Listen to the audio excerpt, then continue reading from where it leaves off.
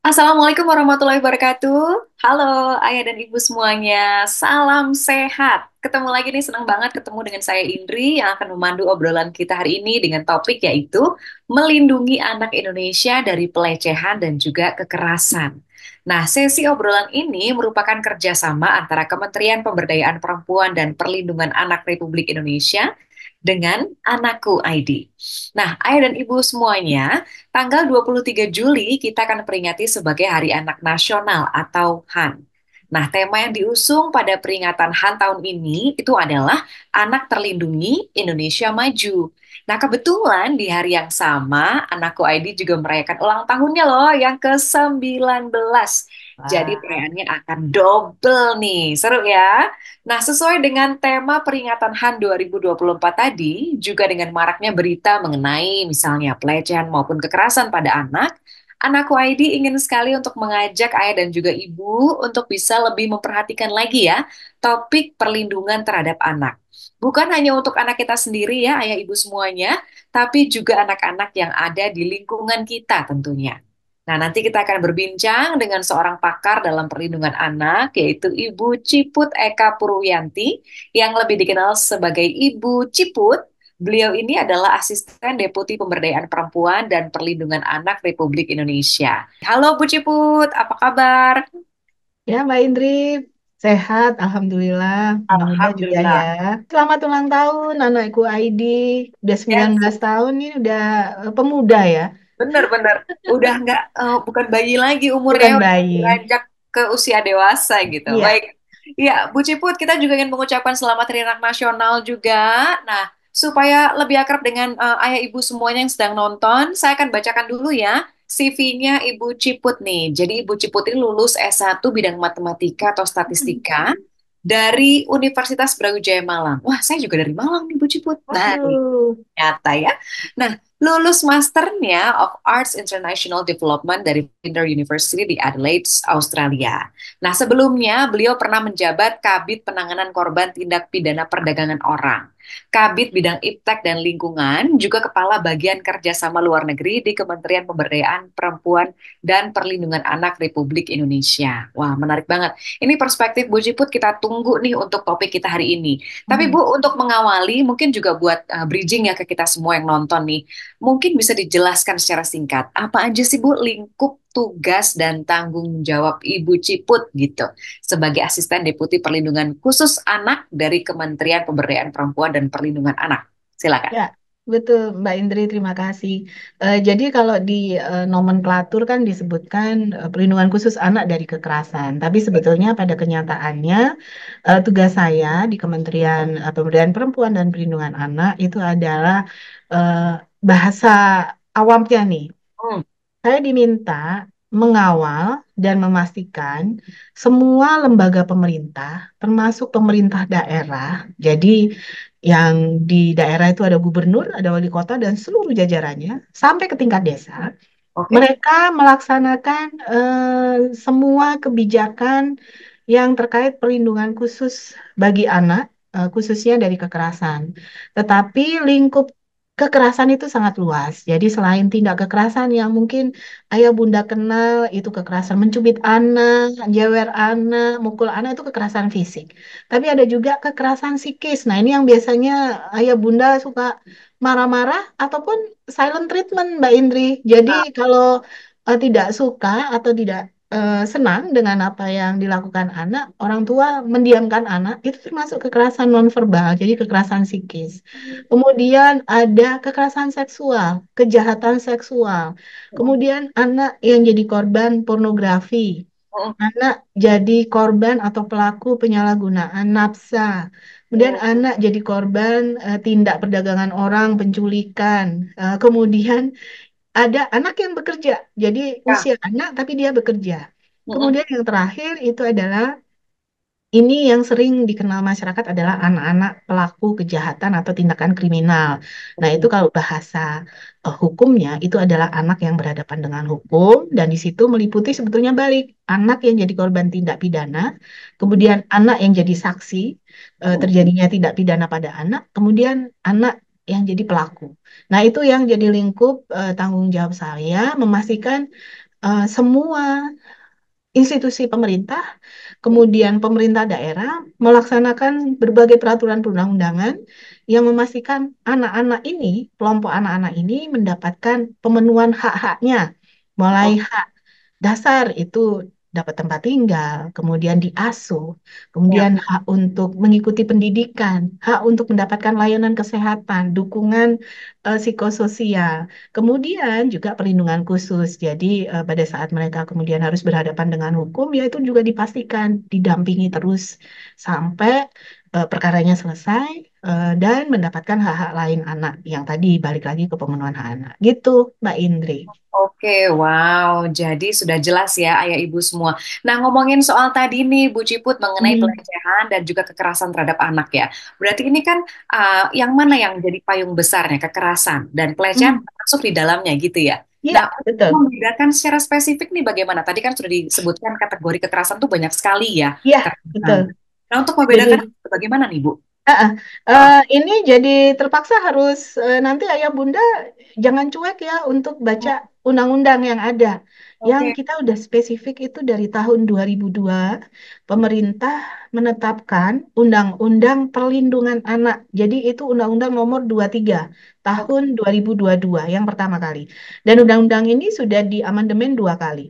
Jadi amandemen yang kedua itu nomor 35 tahun 2014. Kemudian amandemen yang kedua itu di Undang-Undang Nomor 16 17 tahun 2016. Itu Oke. yang waktu itu kita rame ada penerapan kebiri kimia bagi pelaku perkosaan, kejahatan seksual pada anak. Nah, itu sebetulnya undang-undang yang terakhir. Kemudian saya balik lagi, Ya. Undang-Undang Nomor 35 tahun 2014 ini yang amandemen pertama, itu Hmm. menambahkan lingkup kelompok anak yang memerlukan perlindungan khusus yang tadi saya sebutkan. Kalau yang tadi saya sebut baru 8, tetapi di pasal 59 Undang-Undang ini ada 15 kategori anak yang memerlukan perlindungan khusus. Yang Oh, berikutnya itu yang sering dilihat Bapak Ibu itu adalah anak penyandang disabilitas. Kemudian kalau di situasi bencana, ada ya. anak di pengungsian, nah itu anak dalam situasi darurat, anak korban konflik. Kemudian ada yang banyak juga yang mungkin masyarakat nggak aware gitu, bahwa ini adalah bagian dari anak yang harus dilindungi, yaitu anak korban penelantaran. Nah ini Oh, banyak nih sekarang pada saat perceraian orang tua, kemudian anak jadi korban penelantaran. Kemudian anak korban jaringan terorisme. Jadi bukan anak pelaku, tetapi yang dia jadi korban di korban. karena kejadian terorisme. Kemudian karena ini kenapa ini penting? Karena di Undang-Undang Terorisme ini yang mendapat perhatian penuh dari pemerintah, mendapatkan bantuan, didampingi, difasilitasi. Itu adalah anak-anak yang terlibat sebagai pelaku terorisme. Tetapi anak yang jadi korban yang tadi beberapa waktu lalu ya, yang korban bom, bunuh diri segala Ya. macam, luka bakar dan seterusnya itu nggak dapat Oh, gitu. layanan seperti hak anak yang karena jaminan undang-undangnya itu dulu belum ada. Jadi kita Baik. tambahkan di perbaikan ini. Oh, Kemudian apalagi anak dari kelompok minoritas suku terasing. Nah, ini juga mereka kan sering yang banyak nggak punya akses ke berbagai layanan yang ada di daerah. Itu beberapa contoh nanti boleh dilihat di pasal 59. Nah, kemudian kalau terkait apa tadi bentuk-bentuk kekerasan, nah ini definisi dulu saya bacakan kalau di Undang-Undang 35, definisi kekerasan terhadap anak itu adalah setiap perbuatan terhadap anak yang berakibat timbulnya kesengsaraan atau penderitaan secara fisik, psikis, seksual, dan ya. atau penelantaran, termasuk ancaman untuk melakukan perbuatan, pemaksaan, atau perampasan kemerdekaan secara melawan hukum. Nah, ini bahasa hukumnya. Nanti kemudian dirinci, kita juga ada yang undang-undang khusus mengenai kekerasan seksual, itu ada di Undang-Undang 12 tahun 2022 tentang tindak pidana kekerasan seksual. Di sana malah ada 9 kategori eh, kekerasan seksual, mulai dari pelecehan Ya. seksual secara fisik, kemudian pelecehan seksual non fisik, ini yang sering kalau masyarakat umum taunya itu di apa, disiul-siulin itu di Oh, catcalling, ya. iya, kemudian di apa dengan kata-kata lah, misalnya humor yang seksis, mengomentari seseorang dengan humor tapi seksis. Nah, itu juga bisa masuk kategori kekerasan seksual non fisik. Kemudian Ya, pelecehan seksual berbasis elektronik. Nah, ini nih yang terobosan. Karena ya, di undang-undang sebelumnya ini belum ada. Di Undang-Undang Perlindungan Anak belum ada kategori yang secara digital atau elektronik. Kemudian di Undang-Undang ITE itu juga hanya menyoroti mengenai transaksi elektroniknya. oke. Apakah kemudian undang-undang pornografi juga menyoroti hanya produk-produk dan orang-orang yang terlibat. Jadi Hmm, pelecehan seksual berbasis elektronik ini kan banyak. iya ya. Selama pandemi kami melakukan survei singkat ke anak-anak Mm-mm. dan itu hasilnya dari waktu itu sih karena survei cepat ya kita ingin melihat pas awal pandemik itu kan semua terkoneksi ke internet. Dari hampir 300 responden itu ada sekitar hampir separuh anak yang menyatakan mereka mendapatkan pengalaman buruk yaitu diterimanya gambar-gambar Wow. ataupun foto ataupun video yang mengandung mengandung konteks kegiatan seksual atau Wow. apa cerita-cerita seksual. Nah, itu membuat anak-anak tidak nyaman. Nah, Baik. kemudian tahun lalu kami melakukan tahun 2022 bersama ECPAT Internasional dan UNICEF itu respondennya lebih banyak lagi, hampir 900 anak di seluruh Indonesia. 2% dari mereka juga menyatakan bahwa mereka mendapatkan pengalaman buruk, bahkan sudah jadi korban eksploitasi. Itu Wow. artinya mereka sampai diminta untuk membuat foto-foto tanpa busana, melakukan kegiatan masturbasi untuk dikirim ke seseorang yang mengontak anak-anak ini melalui media sosial, Mbak Indri. Nah, Baik. kemudian tahun lalu kami lakukan survei kembali. Nah, itu Ya, ada isu, kami coba mengamati perilaku anak dan orang tua nih. Nah, ini sekarang nambah. Kalau dulu yang ya. 2 kali itu ditanya hanya anak. Nah, ini ada 2, anak dan orang tua juga. Wah. Gimana perilaku mereka selama daring? Nah, dari eh, hasil survei yang kemarin tahun lalu, itu sebetulnya mengkonfirmasi pandangan-pandangan kita, observasi kita, bahwa sebagian besar orang tua itu memang nggak paham tentang keamanan anak di ranah digital. Ya, Nah, kemudian anak-anak sebagian saja yang paham, dan hanya sekitar 30%, jadi sepertiganya saja yang sudah dapat informasi bagaimana mereka bisa melindungi dirinya selama mereka berinteraksi di ranah daring. Jadi baik. ini yang apa luar biasa. Kemudian satu lagi selain pelecehan seksual berbasis elektronik, saya maaf kelamaan tadi menjelasin itu. Pak, oke, Kemudian cerita. ada penyiksaan seksual, ada permaksaan perkawinan. Nah, ini nih juga banyak menimpa anak. Banyak ya. Khususnya iya, mereka yang jadi korban perkosaan atau korban pelecehan seksual, pemikiran orang tua sebagai orang dewasa melindungi pride orang tua itu justru menikahkan anaknya dengan pelaku, Mbak Indri. Nah, ini sebetulnya masuk Ya, ya. bentuk kekerasan seksual pada anak. Jadi itu bisa masuk. Termasuk ini untuk perempuan dewasa ya. Kalau korban perkosaan kemudian diminta untuk menikah dengan pelakunya. Baik, baik. Kemudian pemaksaan kontrasepsi. Tapi ini mungkin bukan untuk anak-anak ya.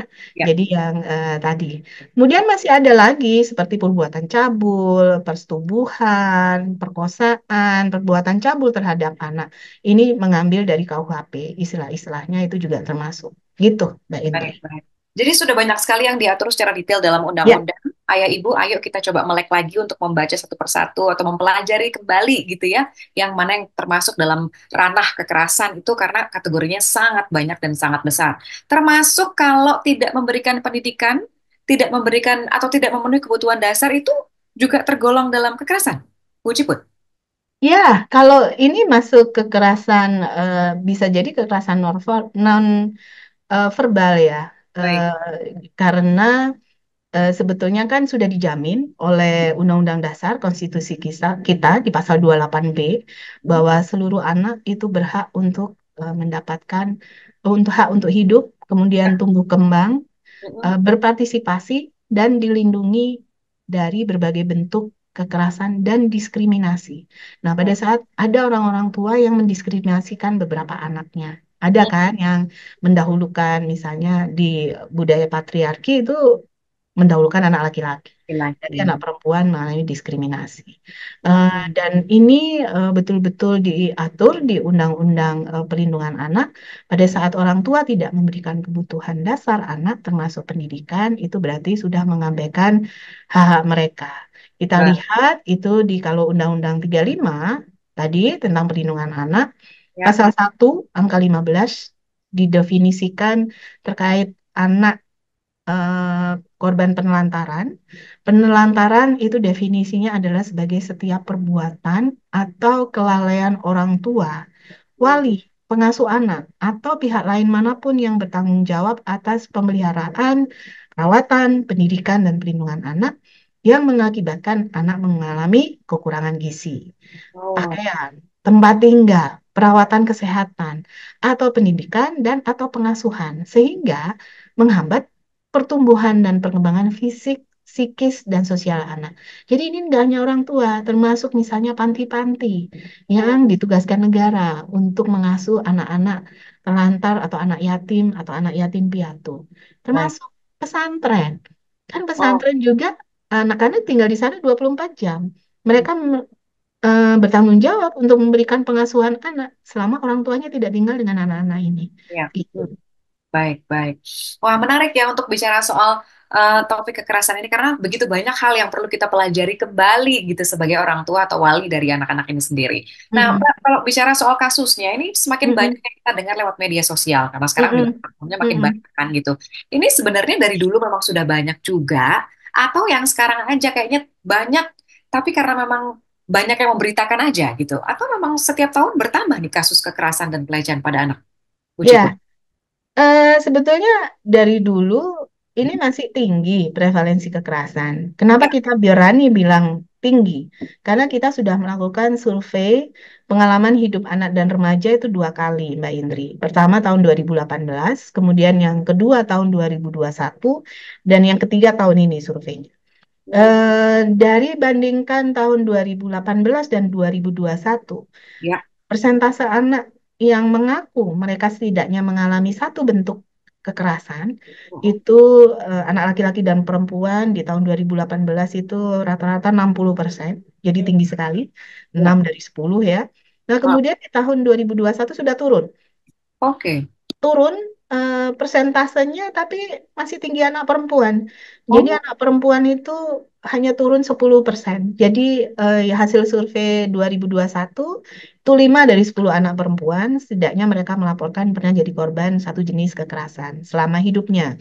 Kemudian oh, kalau anak laki-laki itu 4 dari 10. Jadi anak laki-laki lebih rendah. Eh, ini artinya bahwa masih besar, apalagi jumlah anak ini kan sekitar 30% dari total populasi penduduk Indonesia.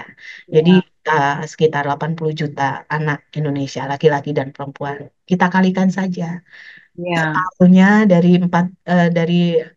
40 juta anak perempuan, berarti 20 juta anak perempuan. Wow. Setidaknya itu. Dan terus kita lihat yang melapor berapa, Mbak Indri. Iya, betul Nah, ya. yang tadi disebutkan naik, terus itu pelaporannya. Jadi yang sudah sadar untuk mengadu itu naik. Nah, itu berita bagus sebetulnya. Berita bagus bahwa semakin banyak masyarakat yang paham dan sadar bahwa tindakan yang dialami anak ini bukan tindakan biasa, yang memang harus dialami oleh anak gitu. Jadi kami mencatat, jadi kami punya sistem informasi online perlindungan perempuan dan anak. Kami mendata dari seluruh Indonesia. Jadi semua pengaduan yang masuk di seluruh Indonesia itu dilaporkan ke Simponi ini. Kita tahun ini saja sampai 9 Juli kemarin itu ada 12.148 kasus yang dilaporkan Oh, untuk ini kasus perempuan dan anak ya. ya, Kemudian kalau khusus kasus anak saja itu dari 12.000 tadi itu lebih tinggi daripada perempuan. Jadi dia 63% itu adalah kasus anak. baik, Totalnya ada 7.700 kasus. Itu yang terlapor. baik. Korbannya bisa jadi 2 kali lipat dari 7.000 ini. Karena dalam satu kasus kebanyakan korbannya lebih dari satu. Lebih dari satu. Nah, Mm-mm. untuk mengingatkan sekaligus nih kepada ayah dan ibu, kalau seandainya apa kita tahu ada kekerasan pada anak, nanti kita akan bahas lebih lanjut bagaimana cara cara untuk mengatasinya gitu ya. Tapi harus melapor kemana dulu nih, Bu Hmm, Ciput? ya, kami sudah menyediakan hotline Ya, nasional itu 129 nomor teleponnya. Ini sebutannya adalah Sahabat Perempuan dan Anak. Jadi Sapa 129 kalau ada apa-apa ingat aja Sapa 129. oke, Kemudian memang telepon ini masih berbayar Mbak Indri. Jadi layanannya gratis, tetapi untuk teleponnya masih belum bisa gratis. baik, Kami masih belum cukup anggarannya dan ini tersedia 7 hari dalam seminggu dan 24 jam. Ada operator yang standby. Kemudian layanan ini sudah sampai operator kami sudah distribusi sampai ke tingkat provinsi seluruh Indonesia. baik. Jadi ini mempercepat apa memperpendek daftar tunggu pada saat ada eh, pelapor. Karena dulu dengan operator yang di tingkat pusat itu kami agak kewalahan sehingga Ah, banyak pasti. pelapor yang menyatakan kok nomor teleponnya nggak bisa dihubungi gitu ya. Nah kami juga membuka layanan via WhatsApp.